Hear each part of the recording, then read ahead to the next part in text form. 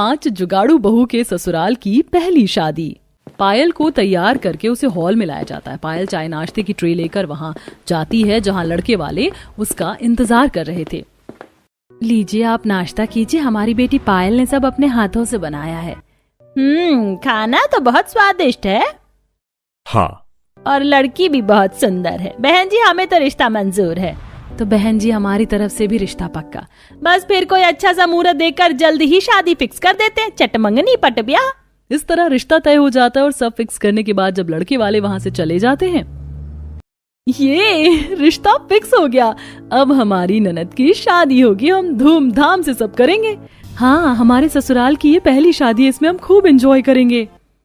हाँ दीदी, बहुत मजा आने वाला है, हमें अभी से ही तैयारियां शुरू करनी होंगी। हाँ, कोई कमी नहीं रहनी चाहिए हमारी नंद की शादी में।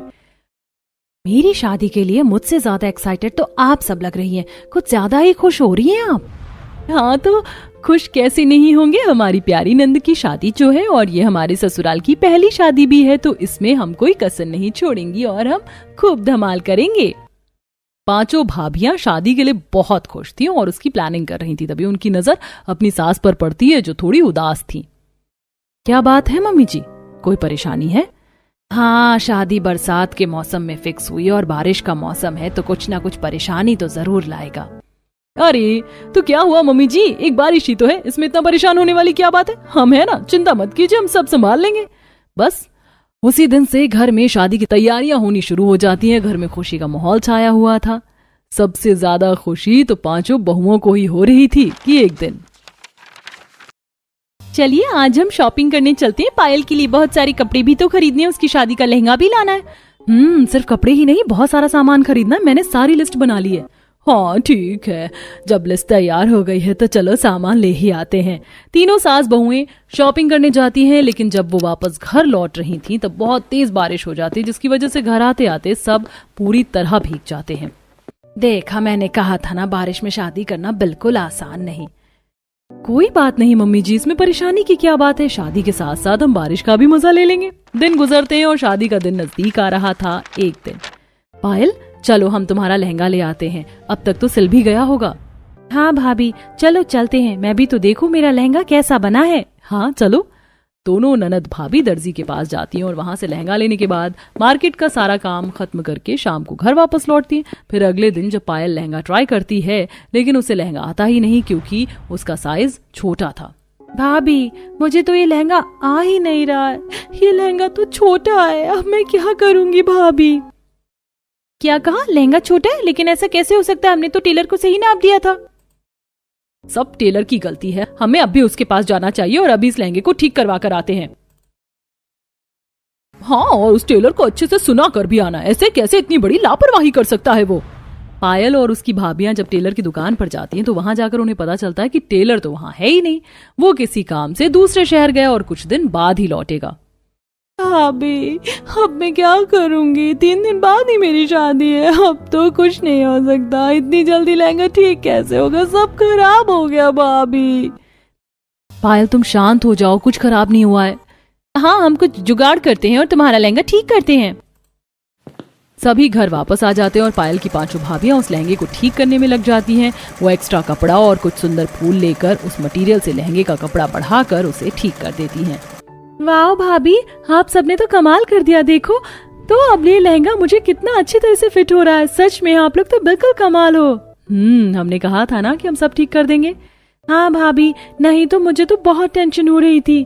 तुम्हारी जुगाड़ू भाभियों के रहते तुम्हें टेंशन लेने की कोई जरूरत नहीं है। हाँ, हम जुगाड़ करके कुछ भी सही कर सकते हैं। हाँ भाभी, क्योंकि आप सब बेस्ट हो। अब शादी का दिन बस नजदीक आ ही रहा था। पहले हल्दी फंक्शन हुआ, उसके बाद मेहंदी फंक्शन था, लेकिन उस दिन फिर से एक प्रॉब्लम हो गई। अब तक मेहंदी वाली क्यों नहीं आई? तभी वहां विमला आती है। मेहंदी वाली आज नहीं आ पाएगी क्योंकि उसकी तबीयत ठीक नहीं है। क्या? अगर वो नहीं आएगी तो मुझे मेहंदी कैसे लगेगी? लेकिन उसने हमें एंड टाइम पर ही क्यों बताया, पहले क्यों नहीं बताया? उसने मुझे शाम को फोन किया था, लेकिन मैं काम में बिजी थी इसलिए बात नहीं कर पाई। तो अब हम क्या करेंगे? मेरे पास एक मेहंदी वाली का नंबर है, मैं उससे बात करके पूछती हूँ। रितु उस मेहंदी वाली को कॉल करती है और उससे बात करने के बाद, क्या हुआ भाभी, क्या कुछ बात बनी? नहीं, आज उसकी कहीं और बुकिंग है, वो आज नहीं आ सकती। अब क्या करें, ऐसे तो मेहंदी का फंक्शन हो ही नहीं पाएगा। अरे ऐसे कैसे नहीं हो पाएगा, हम है ना तुम्हारी जुगाड़ू भाभियां, हम किसी से कम थोड़ी हैं। हम अभी कुछ तिकड़म करते हैं। हाँ, इतना काम तो हमें भी करना आता है, तुम चिंता मत करो, हम अभी अपने जुगाड़ से तुम्हें सुंदर सी मेहंदी लगाएंगे। बस फिर पायल की पांचों भाभियां जुगाड़ करके सुंदर से मेहंदी का डिजाइन बनाती हैं और इस तरह उसका मेहंदी का फंक्शन भी अच्छे से पूरा हो जाता है। अगले दिन पायल की शादी थी और पायल लहंगा पहनकर तैयार होकर अपने कमरे में परेशान बैठी थी। भाभी, हाँ सुबह से इतनी तेज बारिश हो रही है, मेरी मेकअप आर्टिस्ट जाम में फंस गई, अब मैं क्या करूं? उसे आने में न जाने कितनी देर लगेगी। पायल, तुम अपनी शादी वाले दिन रो रही हो? हमारे होते हुए तुम रो कैसे सकती हो? तुम्हें पता है ना, हम तुम्हारी जुगाड़ू भाभियां हैं, हम किसी भी चीज में जुगाड़ करके उसका सोल्यूशन निकाल सकते हैं। लगता है तुम्हें हम पर भरोसा नहीं। ऐसा नहीं है भाभी। अगर ऐसा नहीं है तो एक काम करते हैं, हम अभी एक जुगाड़ करके सब ठीक करते हैं। इसमें तो मैं एक्सपर्ट हूँ, देखना, हम तुम्हें ऐसे सजाएंगी कि सब देखते रह जाएंगे। पायल की सभी भाभियां मिलकर उसका सुंदर सा मेकअप कर देती हैं, जिसके बाद पायल बहुत खुश हो जाती है। लेकिन प्रॉब्लम अभी यहाँ खत्म नहीं हुई थी। छत पर हलवाई टेंट लगाकर खाना बना रहे थे। तेज आंधी और बारिश की वजह से खाने में पानी चला गया था, जिससे खाना खराब हो गया। अब हम क्या करेंगे, बारात भी आने वाली, सारा खाना खराब हो गया। हाँ, और सब मेहमान भी आ गए हैं, लेकिन खाना ही नहीं है। ऐसी हालत देखकर सभी बहुएं फिर से तैयार होती हैं और इस बार खाने का मोर्चा संभालती हैं। मम्मी जी, पापा जी, आप दोनों फिक्र छोड़िए और देखिए कि आपकी पांचों जुगाड़ू बहुएं कैसे इस समस्या को उखाड़ फेंकती हैं। हाँ, आप दोनों बस देखते जाइए। बिना कोई देरी किए सभी रसोई में जाती हैं और जल्दी जल्दी खाना बनाना शुरू करती हैं। जल्दी जल्दी सब मेज लगाओ और उस पर खाना रखना शुरू करो, हमारे पास ज्यादा समय नहीं है। इस तरह पांचों बहुएं जल्दी से ढेर सारे पकवान बनाती हैं और मेहमानों के लिए खाना लगाया जाता है। सच में बहुओं, तुमने तो कमाल कर दिया। इस बार फिर से तुमने हमारी नाक कटने से बचा ली। हाँ, मेरी पांचों बहुएं कमाल की हैं। कितनी भी बुरी परिस्थिति क्यों ना हो, जुगाड़ लगाकर उसे सही कर देती हैं। थोड़ी देर बाद जब दुल्हन के फेरे हो रहे थे, अब सब अच्छे से हो जाए बस। लेकिन इतनी आसानी से कहाँ सब सही होने वाला था। फिर से एक और समस्या ने दस्तक दी। बेटा, अब हम क्या करें? पायल की डोली जो ला रहे थे रास्ते में, उनसे डोली गिर गई और वो टूट गई। क्या? मम्मी जी, आप बाकी सब संभालिए, तब तक हम अपने जुगाड़ से डोली तैयार करके लाते हैं। हाँ, आखिर हमारा जुगाड़ कब काम आएगा। चलो जुगाड़ू क्वींस, हम अपना काम शुरू करते हैं। बस बिना कुछ देरी किए पांचों बहुएं फिर से अपने जुगाड़ में लग जाती हैं। उन्होंने बहुत सारी लकड़ियां इकट्ठा की और उसकी मदद से डोली बनाना शुरू किया। डोली बनने के बाद, चलो शुक्र है डोली तो बन गई, अब हम जल्दी से इसे अच्छे से सजा देते हैं। हाँ, पेंट करके हम इसे फूलों से सजाएंगे। सभी ने डोली पर पेंट किया और उसे अलग अलग तरह के फूलों से सजाकर तैयार कर दिया। डोली तैयार होने के बाद उनकी ये समस्या भी हल हो गई। सच में तुम सबने तो एक बार फिर से कमाल कर दिया। कुछ भी हो, मेरी जुगाड़ू बहुएं सबसे बेस्ट हैं। इस तरह जुगाड़ू बहुओं ने अपना जुगाड़ से अपनी ननद की शादी अच्छे से करवाई और शादी के बाद डोली तैयार करके खुशी खुशी अपनी नंद को उसमें विदा किया। तुझे पता है, एक जगह से मॉडलिंग का ऑफर आया था मुझे, पर उसी दिन मेरी शादी है, तो मैंने अपना पहला ऑफर खुद मना कर दिया। वैसे देख, मैंने 4-5 वेस्टर्न ड्रेस ली है अपने लिए। शादी के बाद पुरानी ड्रेस छोड़ना पहनूंगी मैं तो कहती हूँ कि तू भी 1-2 ले ले वेस्टर्न ड्रेस। घर में ना सही, पर बाहर घूमने जाएगी तब पहन लेना। अरे यार नहीं, तू तो जानती है ना मुझे ऐसे मॉडर्न कपड़े पहनना पसंद नहीं। बहाने बनाना बंद कर। बहुत अच्छे से जानती हूँ तेरा भी मन करता होगा, पर तेरी जो अरेंज मैरिज है, तुझे डर है कि तेरी सास तुझे ऐसे कपड़े पहनने दे या ना दे, इसलिए लव मैरिज बेस्ट होती है। मैं तो तुझे समझाती थी कि लव मैरिज कर ले। लव मैरिज करती तो मेरी तरह शादी के बाद भी ऐसे कपड़े पहन पाती। अब कुछ दिन में दोनों दोस्त ड्रेस लेकर अपने अपने घर आती हैं। इसी तरह कुछ दिन बीत जाते हैं और शादी से कुछ दिन पहले सिमरन आरती को अपने घर बुलाती है और उसके सामने अपनी कुछ मॉडर्न ड्रेस रखकर उससे बोलती है, देख, सास तो सास होती है और सास अपनी बहू को मॉडर्न कपड़े नहीं पहनने देती, इसलिए तू मेरी कुछ ड्रेस रख ले। जब पति के साथ घूमने जाएगी तो ये कपड़े पहन लेना।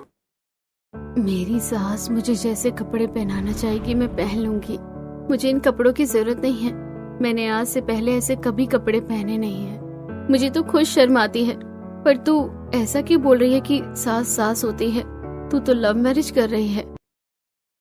हाँ, लव मैरिज कर रही हूँ, पर लव मैरिज वाली की सास एक खड़ूस सास होती है। वैसे मैंने विक्रम से बात कर ली है सारी, और मैंने उसे साफ साफ कह दिया है कि शादी के बाद मैं सूट साड़ी ये सब नहीं पहनूंगी, और अगर कभी सूट साड़ी भी पहनूंगी तो स्टाइलिश पहनूंगी। मैं घूंघट में नहीं रहने वाली। बहन जी की तरह। और उसने भी कहा कि वो मेरे साथ है। ये तो बहुत अच्छी बात है। अब तू अपने कपड़े समेट ले, बहुत जल्द एक ही दिन हम दोनों दोस्त की शादी हो जाएगी। पर अच्छी बात यह है कि हम दोनों का ससुराल ज्यादा दूर नहीं है। अगर मुझे मौका मिला या तुझे मौका मिला तो तू मिलने जरूर आना। आरती सिमरन से काफी सारी बातें करके अपने घर जाती है। समय गुजरता है और दोनों ही दोस्त की एक साथ शादी हो जाती है। जहां आरती घूंघट करके अपने ससुराल पहुंचती है तो वहीं बिना घूंघट के सिमरन अपने ससुराल पहुंचती है। भाभी, ये क्या आपकी नई नई शादी हुई है और आप बिना घूंघट के गाड़ी से उतर गए? बहू, तेरे घर वालों ने कुछ नहीं सिखाया क्या? अभी तेरी मुंह दिखाई भी नहीं हुई है, पहले ही दुनिया को मुंह दिखाने का इरादा है क्या? जल्दी से घूंघट कर। सिमरन, मैं तुम्हारे साथ हूँ, पर कुछ रीति रिवाज भी होते हैं, उन्हें तो पूरा करना ही पड़ेगा ना। रस्मों की बातें सुनकर सिमरन घूंघट कर लेती है। कुछ देर में उसका गृह प्रवेश होता है तो वहीं शोभा अपनी बहू का घूंघट देख उससे बोलती है, बहू, इतनी गर्मी हो रही है और तूने इतना लंबा घूंघट कर रखा है। घूंघट करने की क्या जरूरत है? तुझे देखकर तो हमने अपने बेटे की शादी करवाई है। हाँ भाभी, वैसे भी अब के जमाने में कौन घूंघट करता है? सर पर पल्लू तो भी ठीक है। हटा लो बहू घूंघट, किस्मत वालों को मिलती है शोभा जैसी सास। सभी लोगों के कहने पर आरती अपना घूंघट हटा लेती है। कुछ ही देर में उसका भी गृह प्रवेश होता है और इस तरह पूरा दिन बीत जाता है। अगले दिन दोनों ही बहू की पहली रसोई होती है, इसलिए दोनों ही जल्दी उठकर तैयार हो जाती हैं। जहां आरती साड़ी पहनकर सिर पर पल्लू रखती है तो वहीं स्लीवलेस सूट डालकर बिना चुन्नी के सिमरन नीचे आती है।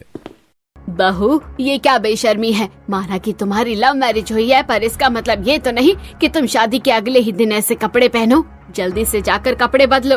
और हाँ, तुम्हारी पहली रसोई रात को होगी। शादी में कुछ रिश्तेदार नहीं आ पाए थे तो इसलिए वो आज आ रहे हैं, तो उनके सामने साड़ी पहनकर ही आना। ठीक है माँ जी, पर इस सूट में क्या दिक्कत है?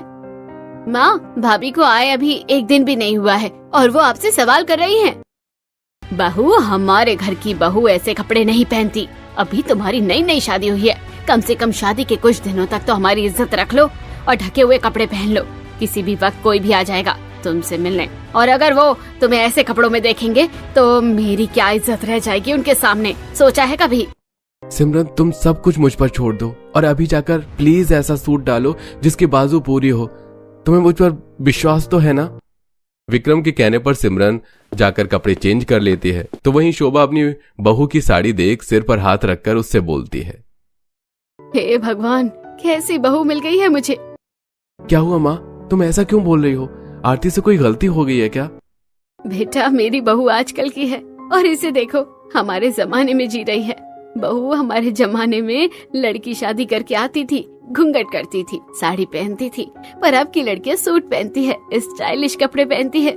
और एक तुम हो, देखो रात में घर में मेहमान आ रहे हैं, अगर उन्होंने तुम्हें ऐसे साड़ी में सर पर पल्लू देखा तो क्या कहेंगे कि मैं अपनी बहू और बेटी में फर्क करती हूँ, बेटी को छोटे कपड़े पहनाती हूँ और बहू को घूंघट में रखती हूँ। भाभी, आप जब तक स्टाइलिश नहीं बनोगी ना तो माँ आपको ऐसे ही सुनाती रहेगी, आपकी सास औरों की सास से अलग है। बस ये बात गांठ बांध लो। अपनी सास और नंद की बातें सुनकर आरती हंसने लगती है और जाकर सूट डाल लेती है। देखते ही देखते शाम हो जाती है और खाना बनाते हुए दोनों दोस्त एक दूसरे से फोन पर बातें करती है। लगता है भगवान ने हम दोनों की किस्मत एक जैसी लिखी है, एक साथ शादी हुई और एक ही टाइम पर पहली रसोई भी हो रही है। मुझे तो तेरी बहुत याद आ रही है। वैसे आज तूने क्या पहना है? इतने सारे तू वेस्टर्न कपड़े लेकर गई थी, पहना या नहीं? आज तो ससुराल में पहला ही दिन है और बाहर से कुछ लोग आ रहे हैं तो उनके सामने वेस्टर्न ड्रेस नहीं पहन सकती ना, इसलिए साड़ी पहनी है ताकि मेरी सास भी खुश हो जाए। तू अपना बता, आंटी जी बनकर तो नहीं घूम रही ना ससुराल में? और तेरी सास तुझे घूंघट तो नहीं करवा रही? अरे नहीं यार, मेरी सास को तो मेरे घूंघट करने से ही प्रॉब्लम है। अच्छा, मैं रखती हूँ, बाकी बातें तुझसे बाद में करूंगी। लगता है घर में मेहमान आ गए हैं। आरती अपने दोस्त से आधी अधूरी बातें करके फोन रख देती है। कुछ देर में दोनों के घरों में मेहमान आते हैं, जहां आरती को देख सभी शोभा से कहती हैं, शोभा, तेरी पहली बहू है हमारे घर में जो सूट साड़ी में है।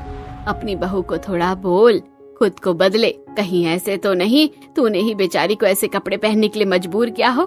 बहू, अगर तुम्हारी सास ने जबरदस्ती तुम्हें ऐसे कपड़े पहनाए ना तो मुझे बताओ, मैं तुम्हारी सास की जेठानी हूँ मैं इसके कान मोड़ दूंगी। नहीं ताई जी, माँ जी तो मुझे कल से ही कह रही थी कि मैं आजकल की बहू की तरह रहूं और जो मेरा दिल करे वो पहन लूं। मुझे तो ऐसे ही कपड़े कंफर्टेबल लगते हैं। अगर ऐसी बात है तो ठीक है, अगर तुम्हारी सास कभी तुम्हें परेशान करे तो मुझे जरूर बताना। जहां ससुराल में आते ही आरती को काफी सारी खुशियां मिलती हैं, तो वहीं जब साड़ी पहनकर बिना सिर पर पल्लू रखे सिमरन मेहमानों को खाना परोसती है तो शांति की जेठानी शांति को ताने कसती है। शांति, पर जो भी कहो, तुम बड़ी मॉडर्न हो गई हो। आज तक हमारे खानदान में किसी की लव मैरिज नहीं हुई, पर तुमने तो अपने बेटे की लव मैरिज भी करवा दी और बहू को स्टाइलिश साड़ी पहनने की भी मंजूरी दे दी।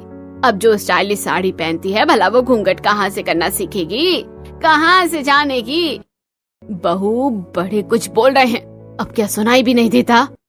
सुमित्रा की ऐसी बातें सुनकर शांति सिमरन को आंख दिखाने लगती है। कुछ देर में सुमित्रा खाना खाकर वहां से चली जाती है और शांति सिमरन से नाराज हो जाती है। इसी तरह कुछ दिन बीत जाते हैं और सिमरन अपनी सास के अनुसार कपड़े पहनना शुरू कर देती है। ऐसे ही एक रात।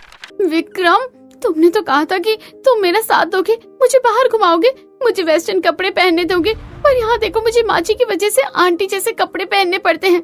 तुम्हारी बहन तो खुद मॉडर्न कपड़े पहनती है और मुझे ऐसे सूट साड़ी पहनने को कहती है। फिक्र मत करो, तुम जाकर तैयार हो जाओ, हम अभी मूवी देखने चलेंगे। विक्रम के कहने पर सिमरन जल्दी से तैयार होकर बाहर आती है और एक बार फिर अपनी बहू को फाइटिंग वाले सूट में देखकर उस पर भड़कने लगती है।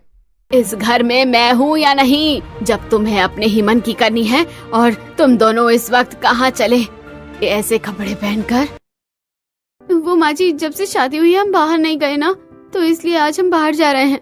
माँ, सही कहा ताई जी ने, भाभी तो हाथ से निकली हुई है और भैया भी सिर्फ भाभी की सुनते हैं। अभी शादी को 1 महीना भी नहीं हुआ और तुम अपने पति के हाथ में हाथ डालकर घर से बाहर जाओगी। जहाँ भी जाना हो रात में जाना, अंधेरे में। मैं नहीं चाहती कि तुम्हारी वजह से मुझे अब गली मोहल्ले वालों की भी ताने सुनने को मिले। शांति सिमरन और विक्रम को बाहर जाने से मना कर देती है, जिस वजह से सिमरन का मूड खराब हो जाता है। तो वहीं करिश्मा और शोभा मैक्सी ड्रेस लेकर आते हैं और आरती को देते हुए कहते हैं, बहू, जब से शादी हुई है कहीं बाहर नहीं गई। हमारी इतनी हैसियत तो नहीं कि तुम्हें हनीमून के लिए बाहर भेज सके, इसलिए आज तुम भी ड्रेस पहनकर कहीं बाहर घूमने चली जाओ। आरती, अब तो माँ ने खुद तुम्हें ड्रेस ला कर दी है, अब तो चलो। अच्छा ठीक है, मैं अभी ड्रेस चेंज करके आती हूँ। आरती ड्रेस चेंज करके आती है और अपने पति के साथ बाहर घूमने जाती है। तो वहीं रात के अंधेरे में सिमरन और विक्रम बाहर घूमने जाते हैं और बाहर जाकर सिमरन कपड़े बदलती है। कितना अच्छा लग रहा है आज मुझे वन पीस पहनकर। पता नहीं कब मैं ससुराल में खुलकर जी पाऊंगी, जैसे मैं जीना चाहती थी। अभी नई नई शादी हुई है, लोगों की नजरों से माँ तुम्हें बचा के रखना चाहती है, पर फिक्र मत करो, 1-2 महीने में सब नॉर्मल हो जाएगा। फिर जैसे तुम बन के रहना चाहती हो वैसे बन के रह पाओगी। आज सिमरन को विक्रम के साथ पूरी रात घूमकर काफी अच्छा लगता है। अब वो लोग घर आते हैं, पर यह सब शांति को अच्छा नहीं लगता। इसी तरह कुछ दिन बीत जाते हैं और विक्रम अपनी माँ से हनीमून जाने की जिद करता है। गलती करी मैंने तेरी लव मैरिज करवा के। अरे चला जाता तू मुझे छोड़कर, अच्छा ही होता। तुम्हारी वजह से पूरी जात बिरादरी में शर्मिंदा होना पड़ रहा है मुझे। माँ, आजकल सब हनीमून पर जाते हैं, मेरे दोस्त यार भी मुझसे पूछते हैं 2 ही दिन के लिए जाने दो ना। तूने तो कसम खा रखी है, मेरी तो बात नहीं मानेगा। जहाँ जाना है जाओ, पर सिर्फ 2 दिन के लिए। बड़ी मुश्किल से शांति उन्हें हनीमून भेजने के लिए राजी होती है। अगले ही दिन विक्रम और सिमरन हनीमून के लिए पहाड़ों पर जाते हैं, जहां सिमरन अपनी महंगी वेस्टर्न ड्रेस पहनती है और अपने पति के साथ ट्रैकिंग करती है। मैं सही थी, लव मैरिज के बहुत फायदे हैं। अगर अरेंज मैरिज करती तो पति भी नहीं सुनता, पर यहाँ तो मेरा पति भी मेरी सुनता है। सुनना तो पड़ेगा ही, तुमसे वादा जो किया था। विक्रम, वो देखो मैगी, पहाड़ों की मैगी खाने का मजा ही कुछ और है। अपने पति के साथ सिमरन पहाड़ों की मैगी खाती है और काफी सारी फोटोज लेती है। 2 दिन के बाद अपने हनीमून से वापस आती है और अपने दोस्त को फोन करके सारी बात बताती है। ये तो बहुत अच्छी बात है, तेरे सपने पूरे हो रहे हैं। वैसे हम दोनों का ससुराल पास में ही है, कभी मौका मिले तो मिलने के लिए आना, तेरी बहुत याद आती है। जरूर आऊंगी, बस थोड़ा सब्र कर। अगर तू नहीं आ पाएगी तो मुझे बता देना, मैं आ जाऊंगी। अरे मैंने तुझे बोल दिया है ना, मैं आ जाऊंगी। चल अच्छा, मैं रखती हूँ। सिमरन फोन रखकर फिर से अपनी सास के हिसाब से कपड़े पहनकर घर के काम करने लगती है। समय गुजरता है और एक दिन जब शांति और काजल घर में नहीं होते तो सिमरन घूंघट करके अपनी दोस्त से मिलने उसके घर जाती है और उसके घर में जाकर अपना घूंघट हटाती है। ये क्या, तू मुझसे मिलने के लिए घूंघट करके आई है? पर तू तो कह रही थी कि शादी के बाद तू अपने हिसाब से कपड़े पहनेगी, फिर ये घूंघट। और यार अभी नई नई शादी हुई है ना, तो सास के हिसाब से चलना ही पड़ेगा। पर विक्रम ने बोला है कि ये सिलसिला ज्यादा दिन नहीं चलेगा, बस थोड़ी सी पुरानी हो जाओ तो इस घूंघट से भी छुटकारा मिलेगा। पर एक मिनट, तेरा ड्रेसिंग सेंस तो पहले से काफी चेंज हो गया है। ये सब मेरी सास और ननद की मेहरबानी है। उनको बिल्कुल भी नहीं पसंद जब मैं घूंघट करती हूँ या बहन जी की तरह साड़ी पहन के रहती हूँ। उनका कहना है कि आजकल की बहुएं बहुत एडवांस है और मैं भी थोड़ी मॉडर्न बनकर रहूं। आरती की बात सुनकर सिमरन काफी हैरान होती है और अपने घर जाती है और बाहर से सिमरन को आता देख शांति उस पर नाराज होती है। मैं 10 मिनट के लिए घर से बाहर क्या गई, तूने अपनी मनमानी शुरू कर दी। आने दे, आज मैं विक्रम को बताऊंगी तेरी इन हरकतों के बारे में। पर माँ जी, मैं घूंघट करके गई थी। रहने दो भाभी, जब आप बिना पूछे घर से बाहर जा सकती हो तो बाहर जाकर घूंघट हटाना आपके लिए कौन सी बड़ी बात होगी। आप चाहती ही हैं कि लोग माँ को ताने दें। अपनी नंद और सास की ऐसी बातें सुनकर सिमरन रोती हुई ऊपर जाती है और घर आते ही शांति अपने बेटे के कान भरती है। समय गुजरता है और एक दिन जब सिमरन छत पर घूंघट में कपड़े डाल रही होती है तो उसकी नजर नीचे जाती है और वो देखती है कि उसकी दोस्त अपने पति के साथ हाथ पकड़कर बाहर घूमने के लिए जा रही है। आरती तो एक सिंपल जिंदगी जीना चाहती थी। उसने तो कभी सोचा ही नहीं था कि उसका ससुराल इतना अच्छा होगा। गलती करी मैंने लव मैरिज करके। ससुराल वालों को खुश करने के चक्कर में मैंने अपनी खुशियां खत्म कर ली हैं। अपनी दोस्त को खुश और एक आजाद जिंदगी जीता देख सिमरन को काफी बुरा लगता है। ऐसे ही एक रात, विक्रम, और कब तक मुझे बहन जी की तरह साड़ी पहनना होगा, घूंघट पे रहना होगा? माँ जी तो मुझे घर से बाहर भी नहीं जाने देती।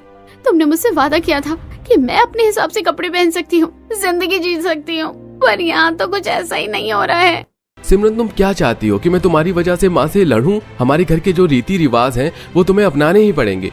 शादी के बाद हर किसी को कॉम्प्रोमाइज करना पड़ता है, तुम्हें भी करना होगा। विक्रम अपने सारे वादे भूल जाता है और उल्टा सिमरन को ही सुनाना शुरू कर देता है। समय गुजरता है और एक दिन कमरे में बैठकर सिमरन फोन चला रही होती है और वो देखती है कि उसकी दोस्त ने अपने पति के साथ मॉडर्न कपड़े में फोटो डाली है। ये देख वो अपने हनीमून की फोटो देखने लगती है और कुछ फोटो अपलोड कर देती है। फोटो अपलोड करने के 1 घंटे बाद शांति की जेठानी शांति को फोन करती है। शांति, मुझे लगा था कि सिर्फ तुमने अपनी बहू को घर में छूट दे रखी है, पर मैं ये नहीं जानती थी कि तुमने अपनी बहू को इतनी छूट दे रखी है कि वो बाहर ऐसे छोटे कपड़े पहनती है और अपने पति के साथ ऐसे फोटो सोशल मीडिया पर अपलोड कर रही है। सुमित्रा की बात सुनकर शांति पूरा घर सिर पर उठा लेती है और विक्रम के आते ही सिमरन को खरी खोटी सुनाने लगती है। मैं तो पहले से ही जानती थी इसके चाल चलन ठीक नहीं है। जो लड़की मॉडलिंग करना चाहती हो वो भला ससुराल कैसे संभाल सकती है? इसने तो हमारी इज्जत की धज्जियां उड़ा रखी है। कैसी फोटो सोशल मीडिया पर अपलोड की है इसने। लोग मुझे फोन करके बोल रहे हैं, बता अब तू हमारी इज्जत क्या रही। विक्रम, सुन क्या रहे हो? माँ को बताओ कि मैंने तुम्हारे साथ ही फोटो डाली है और इसमें गलत क्या है? सिमरन, हमारे घर की बहू को इतनी छूट नहीं है जितनी तुम्हें मिली है और हमारे घर की बहू सोशल मीडिया पर अपनी फोटो नहीं डालती और मैंने तुम्हें मना किया था हनीमून की फोटो अपलोड ना करने को। अभी डिलीट करो। बस बहुत हो गया, और तुम लोगों की मनमानी बर्दाश्त नहीं कर सकती मैं। ससुराल में जाकर ससुराल के हिसाब से ढलना पड़ता है, पर इसका मतलब ये नहीं कि मैं जीना ही छोड़ दूं। देखा बेटा, इसकी जुबान कितनी ज्यादा चलने लगी है। शादी के 2 महीने हुए नहीं कि ये हमारे साथ ऐसे पेश आ रही है। सोच, 2 साल बाद ये हमारा क्या हाल करेगी। सिमरन, इस घर में रहने के लिए तुम्हें माँ के हिसाब से ही चलना होगा। अगर मुझे माँ जी के हिसाब से अपनी जिंदगी जीनी है तो मुझे यहाँ नहीं रहना। मैं जा रही हूँ ये घर छोड़कर, क्योंकि अब मेरा यहाँ दम घुटने लगा है। गुस्से में सिमरन घर छोड़कर अपने मायके आ जाती। समय गुजरता है और काफी दिनों तक जब आरती की सिमरन से बात नहीं होती और उसे पता चलता है कि सिमरन अपने मायके आई है तो अपनी दोस्त से मिलने के लिए वेस्टर्न ड्रेस में सिमरन के घर जाती है, जहां वो देखती है कि सिमरन की माँ भी उसे ताने दे रही है। और करो लव मैरिज अपनी पसंद से। अपनी पसंद से की थी ना शादी, क्या हुआ? 2 महीने भी घर नहीं चला पाई। हमारी पसंद से की होती तो आज ससुराल में राज कर रही होती, और तुम्हारे साथ अगर कुछ भी गलत होता तो हम तुम्हारे साथ खड़े होते। अब क्या मुंह लेकर जाएगा अपने ससुराल? बोझ बनकर बैठी है वहाँ पर भी। आरती को देख सिमरन की माँ चुप हो जाती है और आरती सिमरन के साथ उसके कमरे में जाती है। और जब आरती को सिमरन की हालत के बारे में पता चलता है तो वो उससे कहती है, तूने बिल्कुल सही फैसला लिया उस घर को छोड़कर, पर तूने मुझे कुछ बताया क्यों नहीं? पर अब तू अपना सपना पूरा करना, और जिसे आज तो बोझ लग रही है ना, देखना कल को वही तुझे बेटी बोलकर गर्व करेगी। सही कह रही है तू। बहुत कुछ कर लिया मैंने इन लोगों के लिए। अब मैं खुद को खुश रखूंगी। अब मैं दिखाऊंगी सबको कि मैं अकेली खुश हूँ। आरती के कहने पर सिमरन एक बार फिर मॉडलिंग के लिए अप्लाई करती है और काफी जगह से उसे ऑफर आने भी शुरू हो जाते हैं। समय गुजरता है और एक दिन शांति अपने पूरे परिवार के साथ अपनी देवरानी के बेटे की रिसेप्शन पार्टी में जाती है, जहां वो देखती है कि उसकी देवरानी की बहू ने अपने रिसेप्शन पार्टी पर 1 पीस पहना है और वो अपने पति के साथ मेहमानों से मिल रही है और उनके साथ वो ड्रिंक कर रही है। इस पार्टी में आरती का परिवार भी होता है और सुमित शांति से कहता है, आपका भतीजा मेरा दोस्त है, उसने भी लव मैरिज करी है, पर देखो अपनी देवरानी को, उसने अपनी बहू के साथ वो सलूक नहीं किया जो आपने किया। जब मुझे आरती ने सिमरन के बारे में बताया तो मुझे बहुत बुरा लगा। आप जिस रिश्तेदार की बात सुन रही हैं, उन्होंने अपनी बहू के लिए और दूसरों की बहू के लिए कितने अलग नियम बना रखे हैं। आप लोगों ने जो मेरी दोस्त के साथ किया वो बिल्कुल सही नहीं था। आप लोगों ने उसके सपने मार दिए। देखिए, जिस रिश्तेदार को दिखाने के लिए आपने मेरी दोस्त के साथ इतना बुरा किया, आज उन्हें ही आपसे या समाज से कोई फर्क नहीं पड़ा। मैं हमेशा से ही अपनी बहू पर रोक टोक करती रही ताकि कोई मुझ पर उंगली ना उठा सके, और यहाँ मेरे जेठ जेठानी देवरानी भी इतने आगे बढ़ गए। मेरी बहू ने एक फोटो अपलोड करी तो उन्होंने मेरे घर में फूट डाल दी, और आज उनकी बहुएं। माँ, हमने भाभी के साथ बहुत गलत किया है। हमें उनसे माफी मांगनी चाहिए और उन्हें वापस बुला लेना चाहिए और उन्हें उनकी जिंदगी उनके हिसाब से जीने देनी चाहिए। उस दिन शांति और उसके परिवार को अपनी गलती का एहसास होता है और वो लोग पार्टी से सिमरन के पास जाते हैं। बहू, मुझे माफ कर दे और घर वापस चलो। तुझे जो कपड़े पहने हैं पहना। जिन लोगों से डर कर मैंने तेरे ऊपर पाबंदी लगाई, आज मैंने देखा वही लोग खुलकर जिंदगी जी रहे हैं। मुझे माफ कर दे बहू, मुझसे बहुत गलती हो गई है। मुझे अपनी गलती का एहसास हो चुका है। सिमरन, मुझे भी माफ कर दो। तुम्हारा असली गुनहगार मैं हूँ। मैंने तुम्हें बड़े बड़े सपने दिखाई, तुमसे वादा किया, और जब उन्हें पूरा करने का समय आया तो मैं खुद। आप लोग मुझे इसी तरह से अपनाना चाहते हैं, ये जानकर मुझे बहुत खुशी है। मैं भी यही चाहती हूँ कि सबसे पहले सब ठीक हो जाए, और अगर आप लोगों को मेरे कपड़ों से दिक्कत नहीं हुई तो मुझे भी किसी चीज से कोई दिक्कत नहीं है। सिमरन की जिंदगी में अब सब ठीक हो जाता है और वो फिर से अपने ससुराल जाती है, अपने हिसाब से कपड़े पहनती है।